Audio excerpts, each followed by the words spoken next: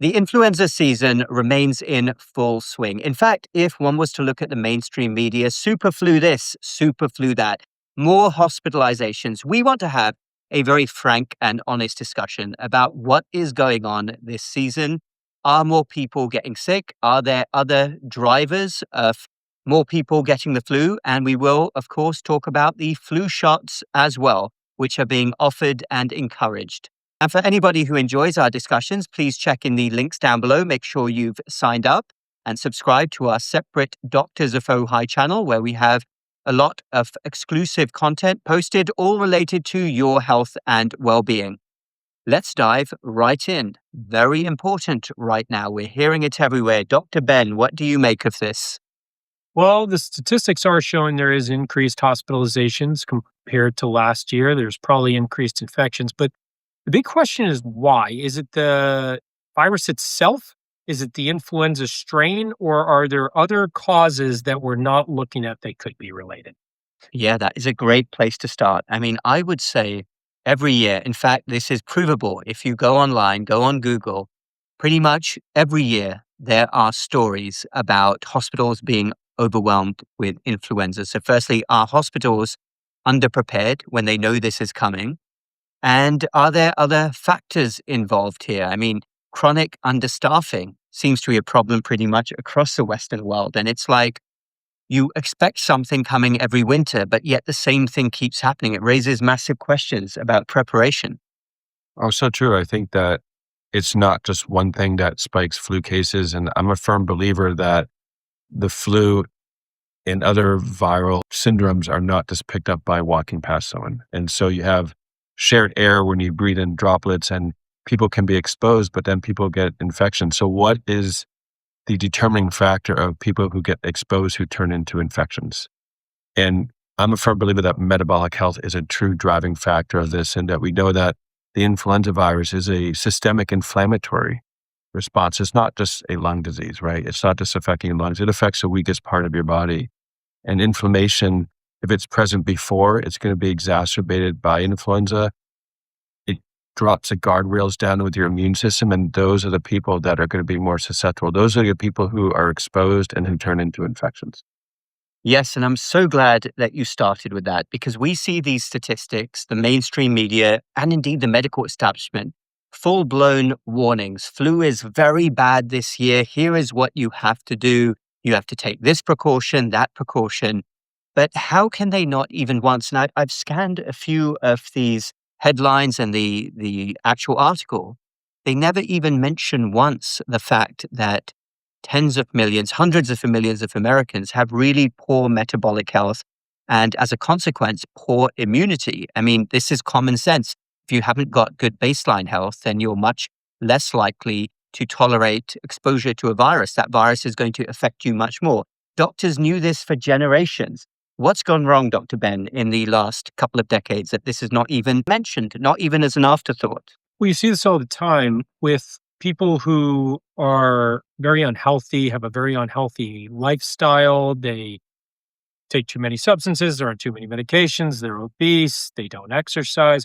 They'll get sick very, very frequently. I see this all the time. One problem they're having is their immune system has been severely weakened and they're chronically inflamed. So they're susceptible to the viruses that are around us all the time. There are viruses floating around the air all the time. Now, the difference is if your immune system is strong and you're taking good care of yourself, you should be able to fight it off very reasonably. We get infected by the influenza virus every single year, and the vast, vast majority of the population fights it off. You may miss a few days of work, you may have a pretty bad week, but you fight it off. Or you may have a very mild exposure to it, and may have very mild symptoms. But metabolic health is a big part of your ability to respond to a viral infection. That's so true. And in preparation, and people keep hearing about the upcoming flu season, make sure you get your shot. When have you ever heard or the media talking about, let's get your metabolic health in order? Right. That would be a much more effective way in reducing these mass outbreaks of influenza, more so than just mandating people to do certain things, right? No one is mandated to be healthier. That's right. And we're talking about simple common sense things. At least mention it. And It's so important to note, yes, if you are overweight or obese at any age, that's essentially inflammatory tissue and you're a sitting duck, if I can put it that way, for a severe infection. So somebody who's healthy and in shape is much more likely to maybe have the sniffles for a couple of days, whereas somebody who has excessive body fat will be down for the count, out for days.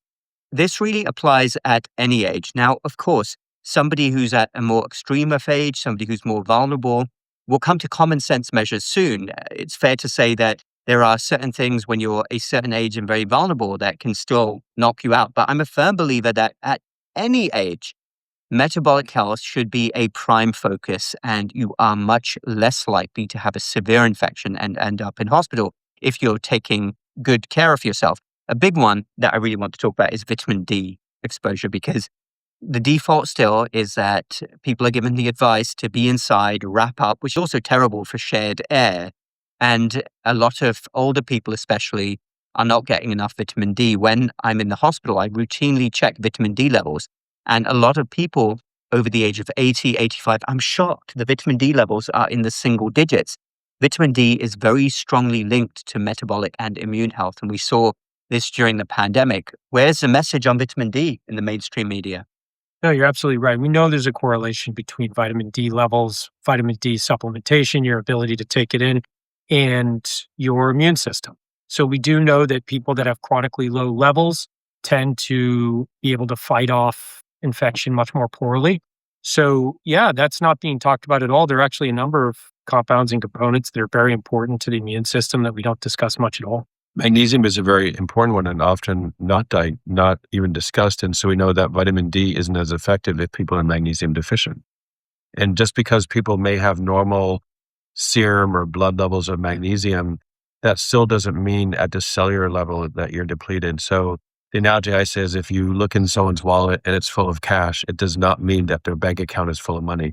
So you can have a good amount of magnesium in your bloodstream that's detected, but at the cellular level, your bank account of magnesium is depleted. And so that's a really big part and often not discussed part of immune health is keeping good magnesium levels, whether it's your supplementation or increasing your diet. Yeah, I'm glad you mentioned magnesium, which is such an important element, mineral for body reactions. What is it? Hundreds of chemical reactions in the body, and many people are magnesium deficient. Vitamin D, yes, invariably, most people at any age will need supplementation during the winter months if they're not getting enough sunlight in colder climates, including North America and Europe. And I have seen people who have supplemented and they brought their vitamin D levels up and they feel much better as well. And thankfully now more and more primary care doctors are into this, but you still will barely see a mention in the media. So you've got vitamin D, which is needed. And what do you gentlemen think about, in general, sticking with the theme of metabolic health, how the reality is that when these viruses like the flu are circulating, people do the opposite of what they should be doing. So there's more holidays. People are eating insane amounts of sugar and carbohydrates. People are indoors. They stop exercising. How do we move the needle on this and at least encourage the medical establishment and mainstream media to at least mention it? I would even be happy if there was a footnote, but they don't mention it at all. It's not mentioned. And the only thing, according to mainstream media, that people can do is take a certain therapeutic injection or mask up. And we'll talk more about that in a moment, but let's stick with metabolic health. Why does society not encourage the right things during the winter to fortify one's metabolic health?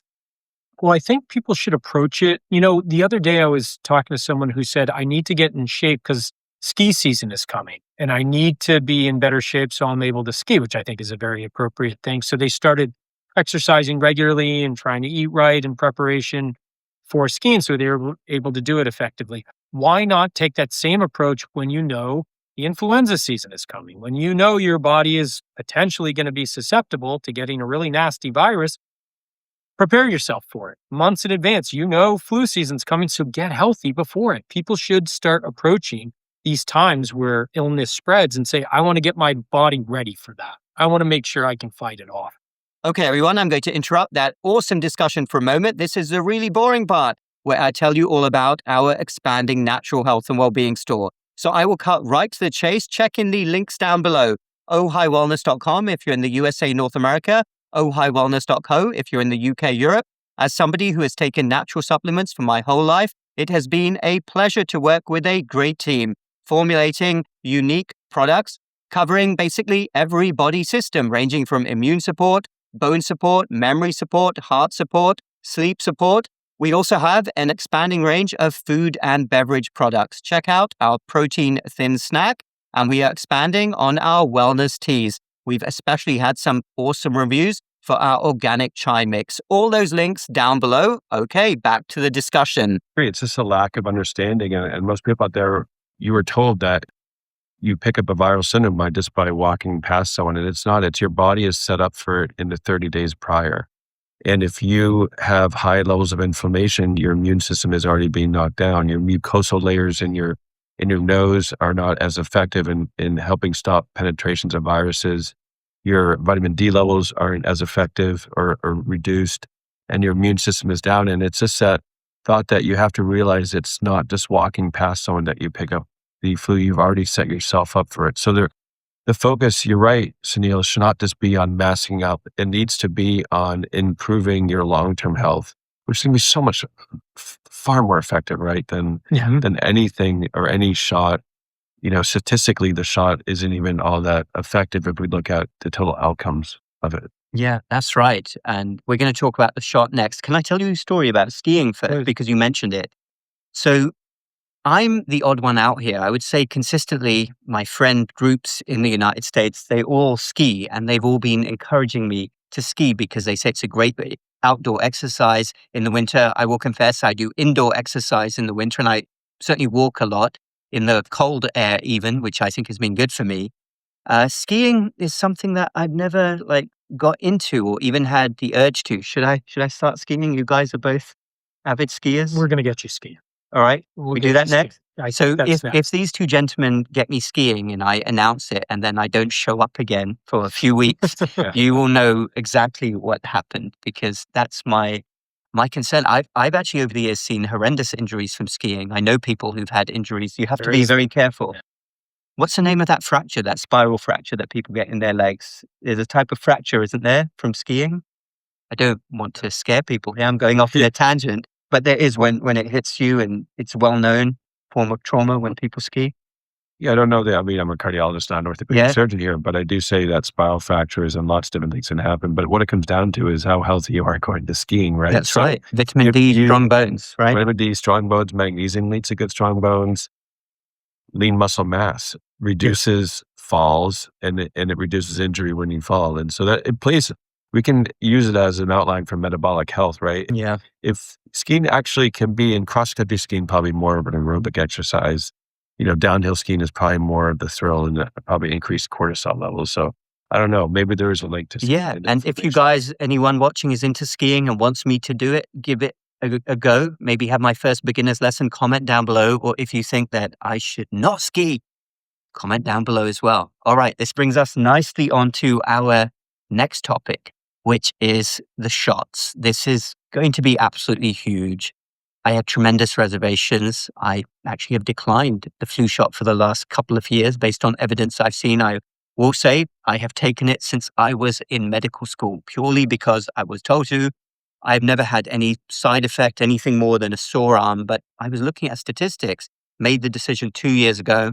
Why am I taking this? I'm not a believer in the evidence. I obviously preach otherwise, to not take unnecessary things. So I took the decision not to take it, and I was perfectly fine last winter season. I'll give you an update. This winter season, I've been fine. But what do you think of this, Dr. Ben? This is a bad year for the shot. So, the PR campaign's going pretty hard, but it's a bad year for the shot. And I say that because a lot of people have gotten it and they're still getting sick. So it does appear it's pretty ineffective this year.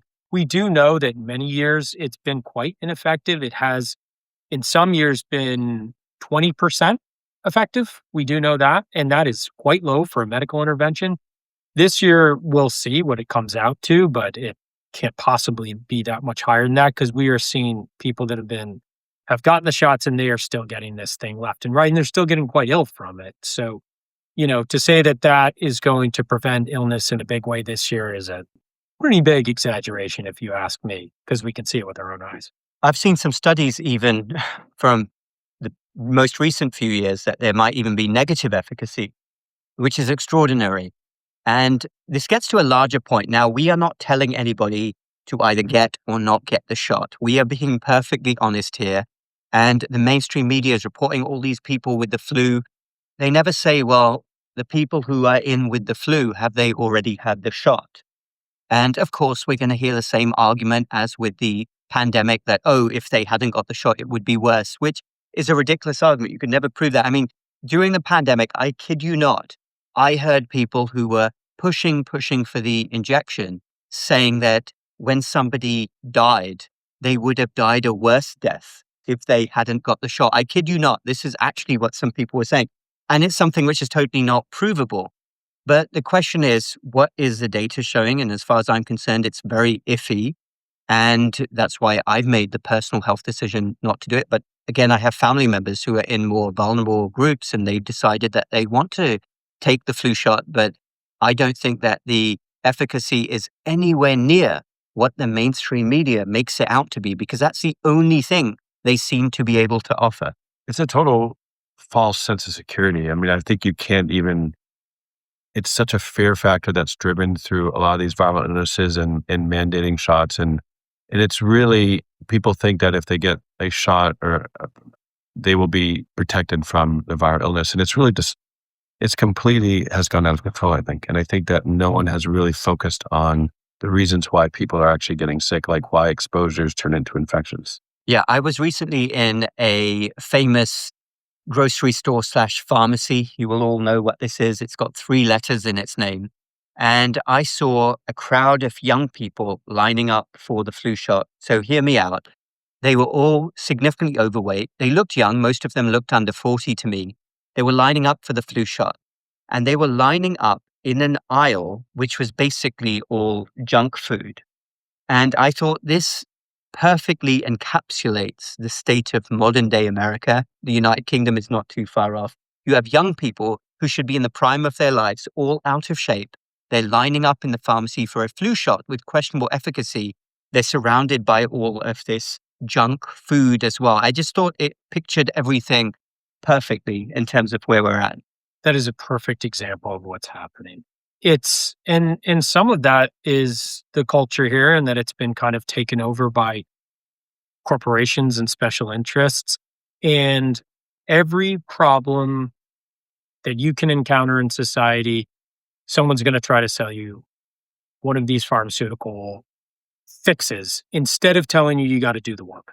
And so that's kind of something that's, I think, been pushed on the American public for so long that the younger generation especially has become so used to hearing it that they don't even seek out other ways to protect themselves. They go straight for what they know, and that's they got to go get an injection or they've got to go, do some other intervention instead of saying, hey, I might be really susceptible to getting a virus given that I'm overweight, I'm not exercising, I'm doing all these things that make me unhealthy.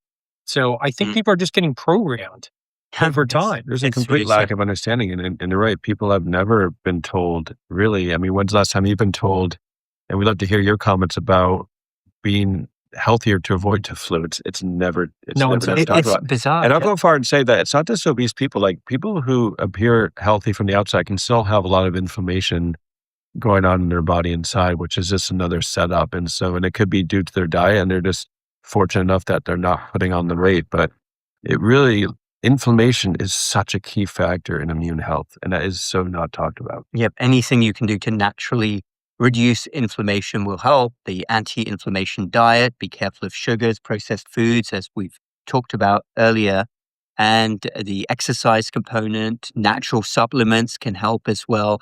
All of these help to move the needle in the right direction so that you're less inflamed, but nothing beats lifestyle.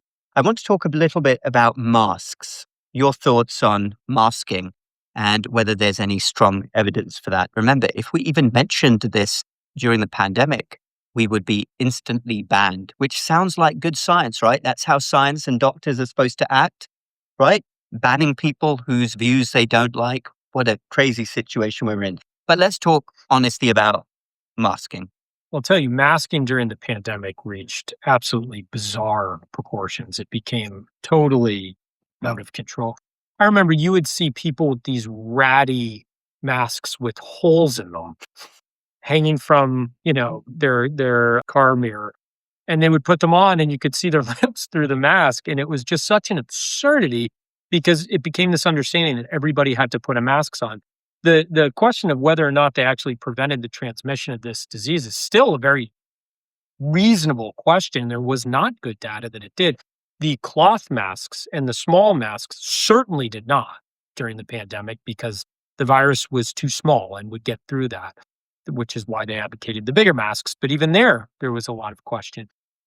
When I see people trying to protect, wearing a mask for influenza, now it's a bigger virus. It can prevent some of the droplets from going. But you often see they have it pulled down to their mouth. I mean, their nose is exposed. I mean, how much is this really protecting people? You do have to wonder. And the bigger issue is if you have a fever and you have a cough and you have a cold, you should not be around people, no matter what you have. That's going to spread, a sickness to other people. You should wait for yourself to feel better, and then you can go out among people again. Take a few days. About the whole shared air and people get exposed and some people get infected and what causes that. And I think there are high risk people that a mask does have some benefit, especially if you're significantly immunocompromised, and we're not advising people to put yourself in a dangerous or in a precarious situation. But it's not just about walking past someone in picking up the flu. I'm a firm believer that the masks are really probably for really immunocompromised people. But if you are metabolically well, you're going to walk past someone and have a exposure, but not an actual infection.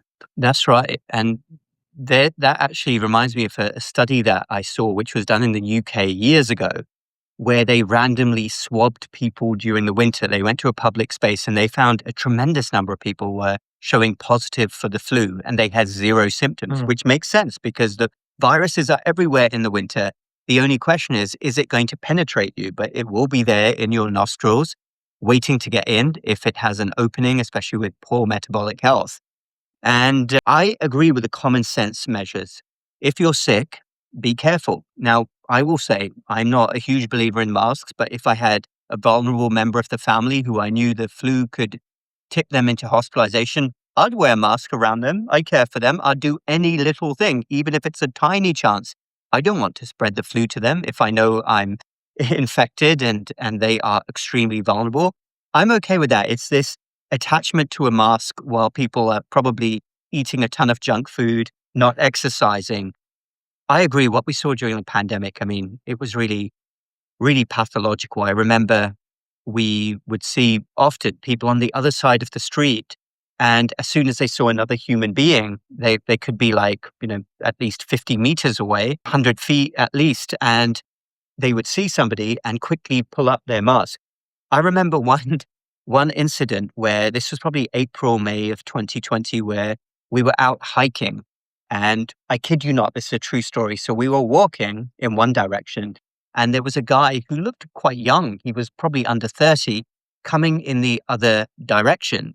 And he was far away from us. I mean, it's not like he was going to brush straight past us. There was a gap in between some little bushes and he saw us and we were outdoors in a hiking area and he frantically started looking for his mask in his pocket. You could see him and he couldn't find it. So as he was level with us, he's still at least 15 feet away. Do you know what he did? He pulled up his T-shirt over his head as he passed us. But that's not even the worst part. So I looked over and I was very concerned because he was actually near a ledge. And I thought this guy might actually fall off the hill because he's not.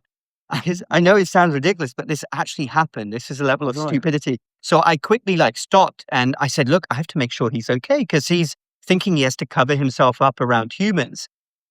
Thankfully, he was okay. He didn't fall off the hill. He put the T-shirt over his head. And by the way, he exposed his bare chest while he did this. So we got a view of his bare chest, kept walking for 10 seconds, then pulled his T-shirt down. But afterwards, I was thinking, goodness me, we're supposed to be intelligent beings. What on earth was this guy doing? And how did we reach such a level of fear How can people behave so stupidly and irrationally? I was in the Caribbean. It's just one up beyond that. We're in the Caribbean. I was waiting at an airport and it happened to be near the ocean. And here's someone in the ocean with waves, no one else in the ocean, but the person has their mask on in the ocean. Sitting away in the ocean. And I thought maybe I'm missing something here because there's no one around this person and they're in waves in the ocean, but with a mask on. And I think that was just the epitome of just the scare tactic and how we've just said that a mask will do all this, which we know. I mean, I wore a mask for like 3 or 4 years at work during the pandemic. And so we had to. Yeah, we had to. That's what we're told. Yeah. And so it's just incredible. No, since we're all telling stories, I was working in the hospital. I was in the ER at this point, and I remember this woman came in. Just speaking of irrational people, if you guys have seen full hazmat suits, like when they're cleaning out chemical spills and something, like head to toe, she came in with one of those, like from the movie Outbreak, like the whole thing from head to toe. And she came in to have her belly examined. And we're like, ma'am, there's no way to examine you while you're in this giant banana suit. Like, you have to get out of this thing. It was just people's responses to this stuff was so over the top and pathologic. And, I think some of what happens now echoes from what we went through and the messaging then and the kind of irrational behavior. So, I think that's going to take a while to bleed out of our systems in terms of people taking more rational approaches. And hopefully that's coming. But, at this point, I haven't seen a whole lot of rational thought. Exactly. We need more common sense. But this gets to a broader point. Now, I'm not that optimistic that people will respond differently because wasn't it said by a very famously or infamous evil person in the last century? I forget who it was, but said, if you scare people enough, you can get them to do anything you want. And that's a reality of human nature. Sadly, when you scare people, they are very irrational indeed. And some people are just more prone to be more scared than others. But we know that you're watching here because you have common sense, you have logic, and you're exasperated like we are with a lot of things. Well, let's have closing statements then. Dr. Ben, do you want to go first? Well, I piggybacked on what you said with another quote, and that is, fear is a brittle power. So fear may get people to do things, but only for a time. So there is hope, and the best weapon against it is educating yourself and acting rationally. So I know if you're coming to this channel and you're interacting with us, you at least are beginning to listen and think about the right ways to treat yourself. Geez, I feel like I need a good quote to say, but I'm going to just tell you this. I'm a firm believer of metabolic health and reducing inflammation. And really, the only one that can change that is yourself. And so if you are healthy, exercise and consistency is a huge part of not only reducing infections, but also longevity. Yes, I will echo those. I have really nothing else to add. Trying to avoid being fearful, acting rationally, and focusing on metabolic health because the mainstream media and the medical establishment currently certainly won't do that. So exercise common sense, make your own healthcare decisions, having been informed about everything. We're rooting for you all to succeed. Hopefully you stay healthy for the rest of this winter season. We don't know how long it's going to last for, how long it's going to stay cold, but please do everything you can to stay healthy. Thank you, everybody, for watching. Do check in the links down below for our natural health and well-being store. We're very excited to be expanding our range of products to support you on this journey, including uniquely formulated natural supplements, including vitamin D, turmeric, magnesium, a whole host of them. Please check in the links below and check our food and beverage products as well, including our organic chai, which we're enjoying here. Take care, everyone, and we'll speak very soon.